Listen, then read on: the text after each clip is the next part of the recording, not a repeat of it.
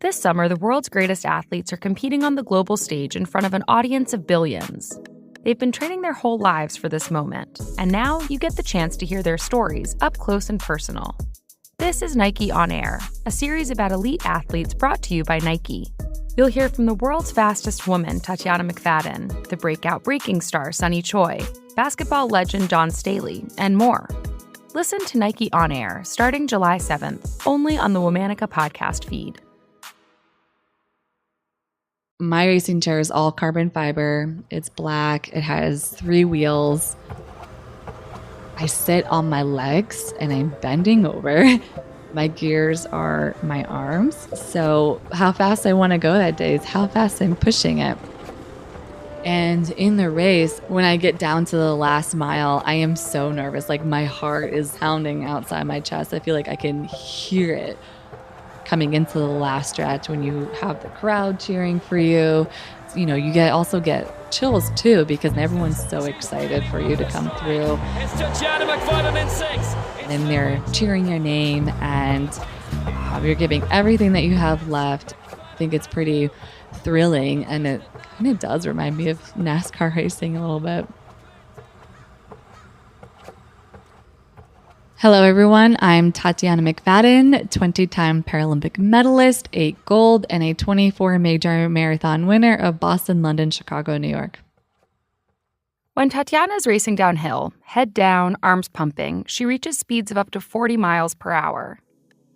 Powered by nothing but gravity and her own strength. It's pretty daunting and pretty scary, but other than that, it's a lot of fun. This month on Womanica, we're doing something special. We're featuring a series of episodes about elite athletes brought to you by Nike.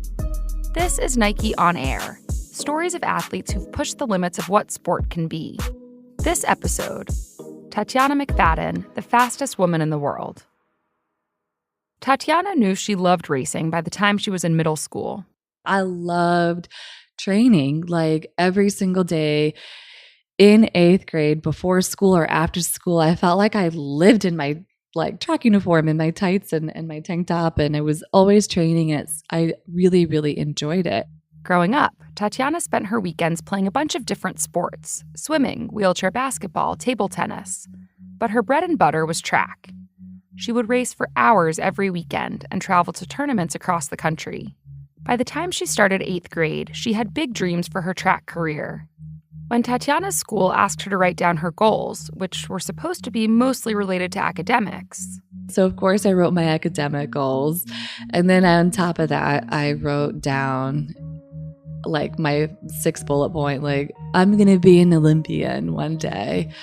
And I say the Olympics because during the time, I didn't even know that like the Paralympics even existed. We had to do the research. We had to get online on our computers and do the research completely. And it's where everything changed for me. By the end of the school year, Tatyana was in Athens at the 2004 Paralympic Games. She was 15 years old. There she was, competing on a world stage, coming from a place where nobody wanted her, and because you had a disability, you were less than. And here she was achieving a great feat, but it wasn't the feat of winning. It was, I guess, winning in the game of life. I'm Deborah McFadden, and I am Tatyana's mother. Deborah was in Athens too, supporting Tatyana along with the rest of Tatyana's family, friends, and coaches. Wearing Go Tatyana Go t-shirts, they stood in the stands during the women's 100-meter and 200-meter wheelchair races, watching Tatyana speed down the track. You know, I'm going pretty fast where I can't hear anything. You know, I hear the wind and I might hear, the birds chirping, but I don't hear anyone else but myself and like the pounding on the hand rings. Tatyana finished with 1 bronze medal and 1 silver medal. Less than a year after writing down her goal of becoming an Olympian, she had achieved it. And then she came back home. People didn't even know I left. I mean, the only people that knew was like my high school teachers freshman year because I had to tell them I was leaving. I was missing so much school in the beginning. And I thought, well, if people don't know that I left for the Paralympics, they don't understand what the Paralympics is. I think there's still a little perception that disability can be a taboo if someone in your family has it. Just that perception. And so I thought, okay, well, I'm going to win every single race so I can really be one of many voices of Paralympic sport. To accomplish that goal, Tatyana signed up for her high school track team. Instead of being welcomed as the Olympian she was, Tatyana was pushed to the sidelines. She was denied a uniform, and she wasn't allowed to race alongside other people on the track. So they stopped the entire track meet, had me go. People just gave the pity applause, and then I was done, right? And I was devastated. I was like, okay, not only did I come home from the Paralympics and that wasn't celebrated, and that now I have to deal with this as a freshman. It was really, really hard. This wasn't just about Tatyana. Her younger sister was also a wheelchair racer. These rules meant that Tatyana and her sister, and anyone else who wanted to wheelchair race, wouldn't be able to compete alongside their peers. So Tatyana decided to do something. So with my mom at my side, we brought suit against Howard County, Maryland for the right to be treated equally in sports. And our victory resulted in the creation of a new law, the Sports and Fitness Equity Act, that has been embraced nationwide, and it forever changed the face of high school athletics. When we won in our county, the first thing she did is turn around to her younger sister and say, and now you will no longer have to fight like I did. Her legacy, which she doesn't seem to know, I mean, that's something everyone should be proud about, but she has paved the way for others. And I speak, as I go around the country myself, parents will say, my child is participating in sports and doing this. Well, it's because of Tatyana. Overnight, I learned how powerful my voice could be. I mean, it wasn't, overnight. It was 4 years, but, I really learned how powerful one voice could be and the importance of having, your team behind the team. The power that Tatyana uses to push herself forward on the track, the power she uses to speak up for herself and others, it's a power that she's been developing since she was a child. I did not have a typical childhood growing up. I was born in St. Petersburg, Russia in the time of fall of communism in 1989. And I was born with spina bifida. So that is where you have a hole in your back and your spinal column is sticking out. And usually you receive surgery immediately after birth. But for me, that wasn't the case. I was in the hospital for 21 days. And during that time, any child born with a disability, you wait until the 21st day, then you're considered a human at that point if you can make it and survive. And shortly after that, I was moved to an orphanage number 13, and I grew up there for the first 6 years of my life. I had no medical treatments, not one single doctor's visit. And I got around by just scooting inches above the floor or walking on my hands. So I really learned to adapt at such a young age. I didn't have a wheelchair. I didn't even know what one was. And the 6th year changed my life when my mom happened to walk through the door. It's interesting. I was not out looking to adopt a child. I was out working in Russia. I was working there and happened to stop by the orphanage. But here she was crawling around on the floor. She had no wheelchair. Her legs had atrophied behind her back. And when she wanted to walk, she'd flip upside down and walk on her hands. But she had bright eyes and she wanted to be involved. And I saw something that was against the odds of living in a desolate place without access to medical or good nutrition or equipment, she survived.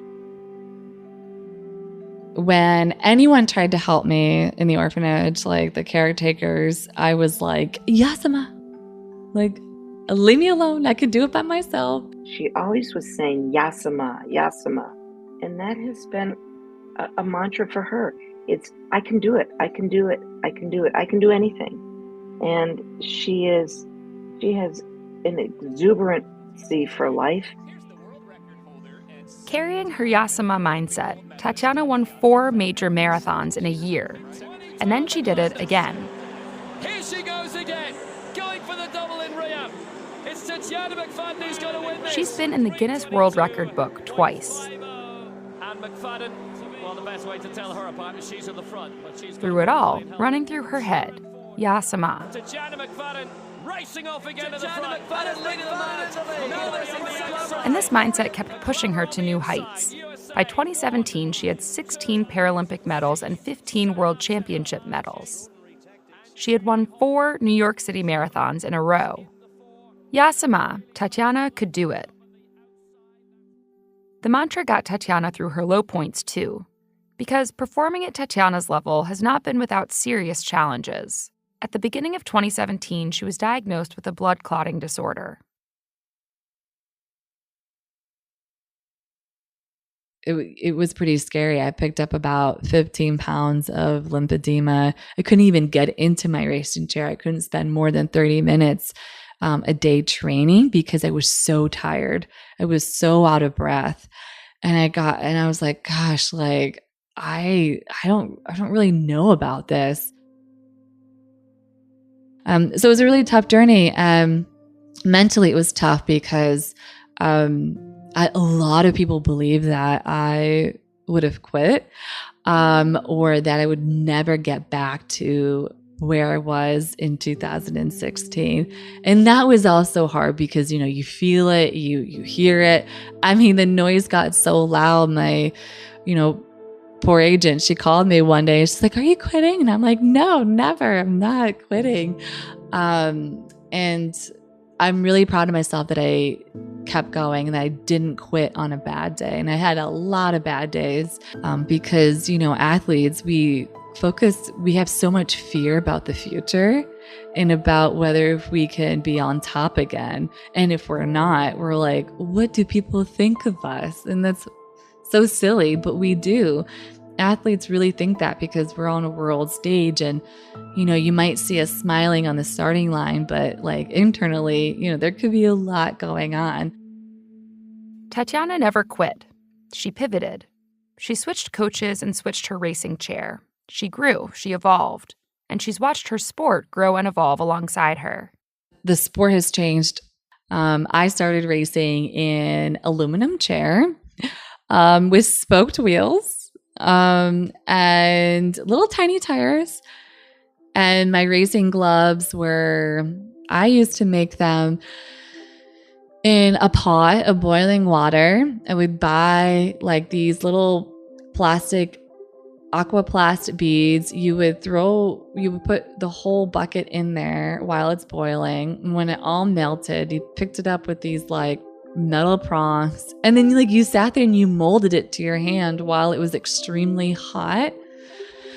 And then you let it dry. And so I was like protecting my racing gloves like it was my child because it was so hard to remake them, And then came 3D printing, where you're printing like with amazing material. If my racing gloves gets run over by a car or, if it breaks, you just hit print. The clothes that Tatyana wears to race have improved dramatically, too. Nike's played a huge role in the innovation of sport. One of them is definitely apparel, and it's amazing to see the changes and how they've really considered Paralympic athletes or just adaptive wear in general. Clothes and fashion should be accessible to everyone, right? But oftentimes it's not. And especially when you're thinking about people with disabilities, some people, we need help with the way we zip up or when we put on the pants, where can the zippers be and how can we manage? So having, clothes be more adaptive, you're finding that like everyone really likes it because it's just a whole lot easier. And especially the jackets with like the magnets on the front, so you can just, close it. It's really easy. And the materials as well, they're, more breathable and more sturdy, and they can last a long, long time. 20 years ago, when Tatyana came back from Athens with 2 Paralympic medals, it felt to her like no one really cared. Today, she can look back and see how far she's come and how far her sport has come. It's really, really exciting to be an athlete right now. I'm so thankful for the growing awareness, and now the stands are packed. And going into Paris, we're going to have the most, it's going to be the most historic for coverage for us in Paris. It's really, I really do believe like the sky is the limit, and I'm excited, and it's a really, really great time to be an athlete, and especially a Paralympic athlete. Together, our voices are strong. And of course, there's, room to grow, and we know that. I mean, we're seeing the challenges today, but together, I think we're making that difference. And I've always believed this phrase that life isn't about what you don't have, it's what you do with the gifts that you're given. Look at yourself and see what gifts that you can give out to this world, because you can change, somebody else's life, not just your own. There was almost a time where I almost was like, I don't know if it's, worth it anymore. I don't know if anyone's like really hearing me. I don't know what change is happening. And then you have to go back and look over the years and you're like, okay, like it has changed. Tatyana lobbied for a law to make sports more inclusive. She wrote a book and produced a movie to raise awareness about the Paralympics. And she continues to push herself to excel in the sport she loves. If Tatyana wins 2 more medals, she'll be the most decorated track athlete in the world. And now, finally, folks are taking notice. At the airport recently in Atlanta, and they were like, "Oh, are you a Paralympic athlete? Are you training for Paris?" And I was like, "Yes, thank you." It makes me so happy that like we've come such a long way.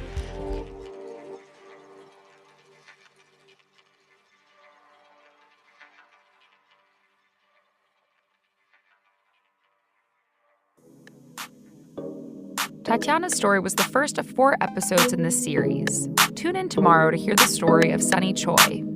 A year and a half ago, Sunny was working a corporate job. Now she's competing in her sport, breaking, as it appears on the biggest global stage for the first time ever.